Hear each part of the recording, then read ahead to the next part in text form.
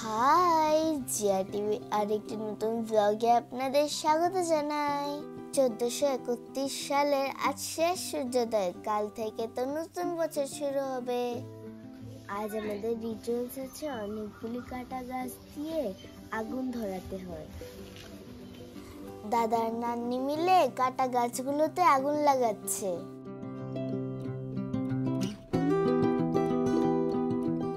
এই ধোঁয়াটা গায়ে লাগালে নাকি আমাদের গায়ে পিম্পল হয় না। আমাদের মজার গায়ে রাখছে না, এই আগুনটায় নাকি নিম পাতাও দিতে হয়, তাই দাদা আর ভাই মিলে নিম পাতা পাড়ছে।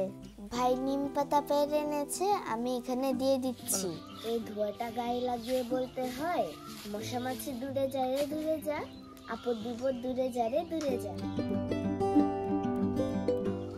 আজ আমরা নিম পাতা আর হলুদ পেস্ট করে গায়ে মাখিয়ে স্নান করব। দেখো, নিম পাতা হারভেস্ট করেছে দাদা। ভাই আর আমি মিলে নিম পাতাগুলোকে ডাল থেকে ছাড়িয়ে নিচ্ছি। ক্যামেরার মধ্যেও দুষ্টামি করছে ভাই। ভাই নিম পাতাগুলো ধুয়ে এনেছে,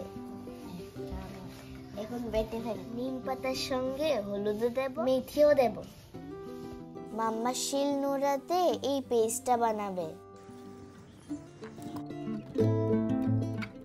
আমরা চৈত্র সংক্রান্তিতে এই পেস্টটা বানিয়ে গায়ে লাগিয়ে স্নান করি।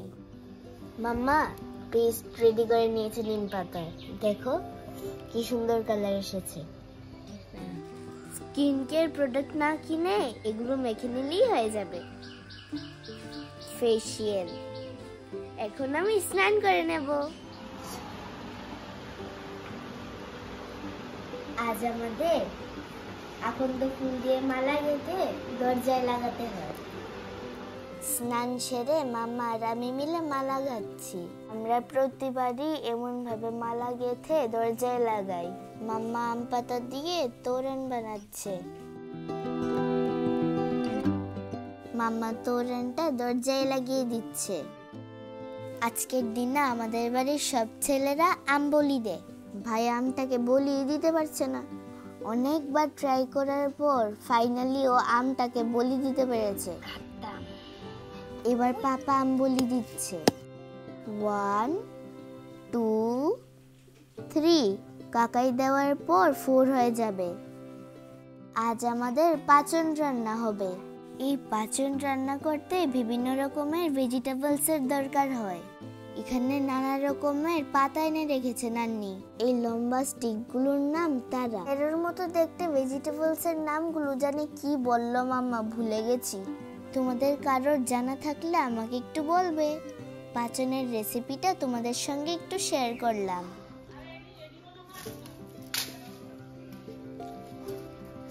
মিষ্টি ভাই গাছ থেকে র পাপায়া হারভেস্ট করছে। মাম্মা পাঁচন রান্না করার জন্য সবগুলো ভেজিটেবলসকে আলাদা আলাদা করে ভেজে নিচ্ছে। আজকের দিনে কি তোমাদের বাড়িতে পাঁচন রান্না করা হয়? আমাকে কমেন্টে জানাবে। সেদ্ধ করা বানানা স্টিমকে এখানে ভাজছে। কোকোনাটগুলোকে এখানে ভেজে নিচ্ছে। তেজপাতা, শুকনো লঙ্কা, 5 ফোড়ন দিয়ে এখানে ফোড়ন দিচ্ছে। একে একে মটর, বাদাম আর শিম বীজ দিয়েছে।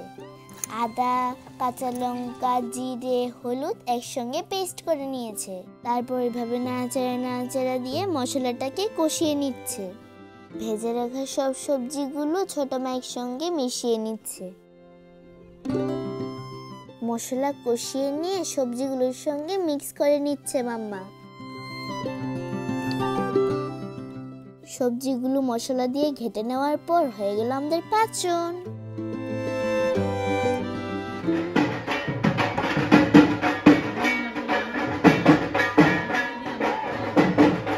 চড়ক পুজোর জন্য জল ভরতে যাচ্ছে। অনেকদিন হয়েছে পুঠানের বাড়িতে যাইনি, এখন পাঁচন নিয়ে পুঠানের বাড়িতে যাব। মিষ্টি ভাই সাইকেল চালিয়ে আমাদের আগেই চলে যাচ্ছে। দেখো, গাছটা নিচ থেকে উপর পর্যন্ত জ্যাকফ্রুট ধরে আছে।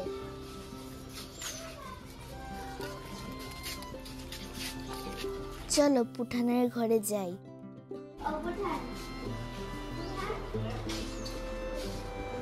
উঠানের বাড়িতে আসতে না আসতেই পেপসি পেয়ে গেছি। পুঠানের বাড়িতে এসে আমরা সাপ সিঁড়ি খেলা করছি।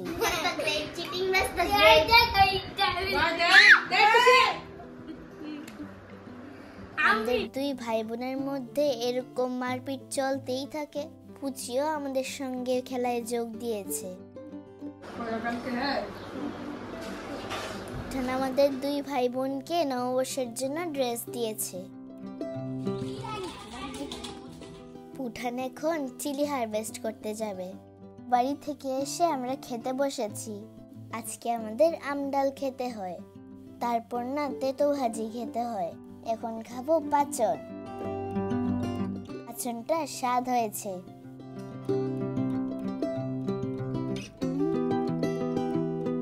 এখন খাওয়া দাওয়া সেরে এখন আমরা যাব চড়ক মেলায়। তো গিয়ে দেখি কি কি পাওয়া যায়।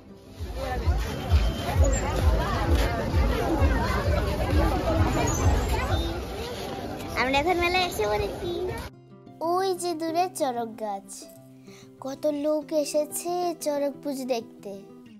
একটু আশীর্বাদ নিয়ে নেই। এখানে যে আগুন ধরেছে সেই আগুনের মধ্যে দিয়ে ওরা হেঁটে যাবে। শিব ঠাকুর সেজে আছে, ব্যারিকের মধ্যে শুয়ে আছে, তাও ব্যথা পাচ্ছে না। এই গাছে একজন লোককে বেঁধে ঘোরানো হবে। তোমাদের ভালো লেগেছে? বাকি পুজোটা তো আর দেখতে পারবো না, কারণ আমার টিচার বাড়ির টাইম হয়ে গেছে। সারাদিন অনেক মজা করেছি, এখন যাই টিচারের বাড়িতে। আজ তাহলে ব্লগটি এখানেই শেষ করছি। দেখা হবে পরের ব্লগে। সবাই ভালো থাকবে, সুস্থ থাকবে।